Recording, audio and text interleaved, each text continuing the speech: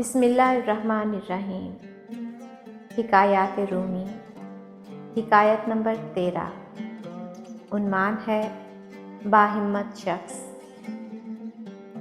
مولانا روم ارشاد فرماتے ہیں کہ لومڑی کی بزدلی ضرب المثل ہے، لیکن جس لومڑی کی کمر پر شیر کا ہاتھ ہو کہ گھبرانا مت، میں تیرے ساتھ ہوں، تو باوجود ضعیف الہمت ہونے کے اس پشت پناہی کے فیض سے اس قدر باہمت ہو جائے گی کہ چیتوں کے ریوڑ سے بھی ہرگز خائف نہ ہوگی۔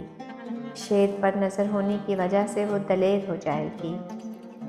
یہی حال اللہ تعالیٰ کے خاص بندوں کا ہوتا ہے کہ وہ باوجود خستہ حال، شکستہ تن اور فاقہ زدہ چہروں کی باطل کی اکثریت سے خوف زدہ نہیں ہوتے۔ حضرت جعفر طیار رضی اللہ عنہ ایک قلعے کو فتح کرنے کے لیے تنہا اس قوت سے حملہ آور ہوئے کہ معلوم ہوتا تھا کہ گویا وہ قلعہ ان کے گھوڑے کے پاؤں کے سامنے ایک ذرہ کے برابر ہے۔ قلعے والوں نے خوف سے قلعے کے دروازہ بند کر لیا۔ کسی کو بھی سامنے آنے ہی کی ہمت نہ ہوئی۔ بادشاہ نے وزیر سے مشورہ کیا کہ اس وقت کیا تدبیر کرنی چاہیے۔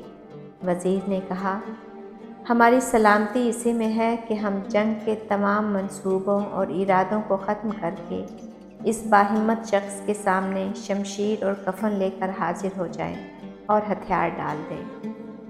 بادشاہ نے کہا کہ آخر وہ تنہا ایک شخص ہی تو ہے، تو پھر ایسی رائے مجھے کیوں دی جا رہی ہے؟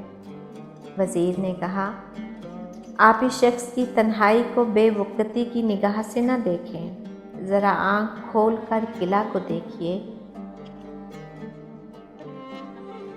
کہ سمات کی طرح لرزاں ہے، اور اہل قلعہ کو دیکھیے کہ بھیڑوں کی طرح گردنیں نیچی کیے سہمے ہوئے ہیں۔ یہ شخص اگرچہ تنہا ہے، لیکن اس کے سینے میں جو دل ہے وہ عام انسانوں جیسا نہیں۔ اس کی عالی ہمت ہی دیکھیے، اتنی بڑی مسلح اکثریت کے سامنے تنہا شمشیر برہنہ لیے کس ثابت قدمی اور فاتحانہ انداز سے اعلان جنگ کر رہا ہے۔ اللہ اکبر! ایسا معلوم ہوتا ہے کہ مشرق و مغرب کی تمام فوجیں اس کے ساتھ ہیں۔ وہ تنہا لاکھوں انسانوں کے برابر ہے۔ کیا آپ نہیں دیکھ رہے کہ قلعہ سے جو سپاہی بھی اس کے مقابلے کے لیے بھیجا جاتا ہے وہ اس کے گھوڑے کی ٹاپ کے نیچے پڑا نظر آتا ہے؟ جب میں نے ایسی عظیم الشان انفرادیت دیکھ لی ہے تو پھر اے بادشاہ، آپ کو اس اکثریت سے کچھ بھی نہ بن پڑے گا۔ آپ کثرت اعداد کا اعتبار نہ کریں، اصل چیز جمعیت قلب ہے جو اس شخص کے دل میں بے پناہ ہے۔ یہ نعمت مجاہدات کے بعد تعلق اللہ کی برکت سے عطا ہوتی ہے۔ اس عطائے حق کو تم اس حالت کفر میں ہرگز حاصل نہیں کر سکتے، لہٰذا فی الحال تمہارے لیے اس کے سوا کوئی چارہ نہیں کہ اس جاں باز مرد مومن کے سامنے ہتھیار ڈال دو اور قلعے کا دروازہ کھول دو، کیونکہ اس کے سامنے ہماری یہ اکثریت بالکل بیکار ہے۔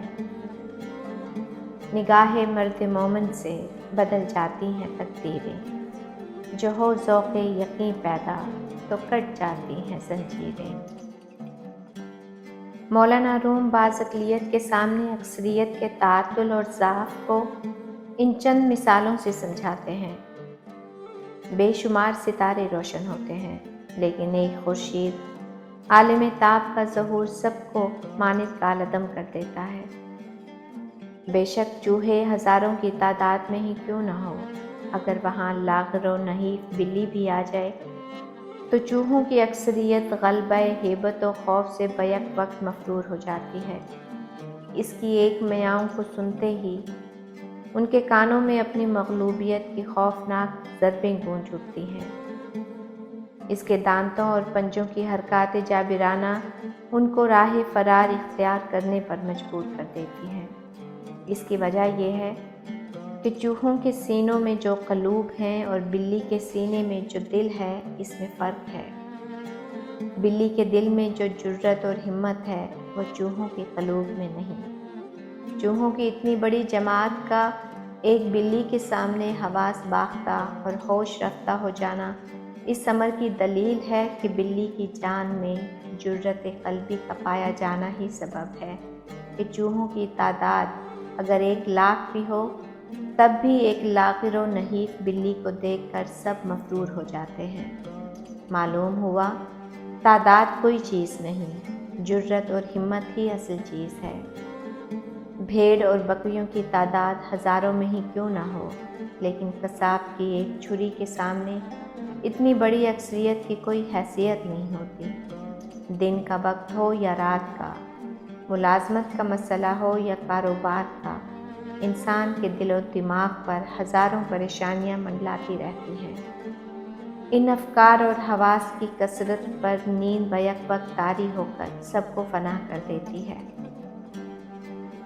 جنگل میں بڑے بڑے سینگوں والے، قد آور اور طاقت رکھنے والے جانور ہزاروں کی تعداد میں پائے جاتے ہیں، مگر اکیلا شیر کتنی دلیری سے حملہ کرتا ہے اور ان پر غالب آ جاتا ہے اور جس جانور کو چاہے ہلاک کر دیتا ہے۔ اس حکایت کا درس حیات یہ ہے، جب نصرت الہی پر کامل یقین ہو جائے تو مومن کے دل سے مخلوق کا خوف ختم ہو جاتا ہے۔ انسان دنیا میں بہت سے برے کام مختلف قسم کے خوف کی وجہ سے کرتا ہے۔ اگر خدا کی مدد پر یقین کامل ہو جائے تو انسان لا تعداد برائیوں سے بچ سکتا ہے۔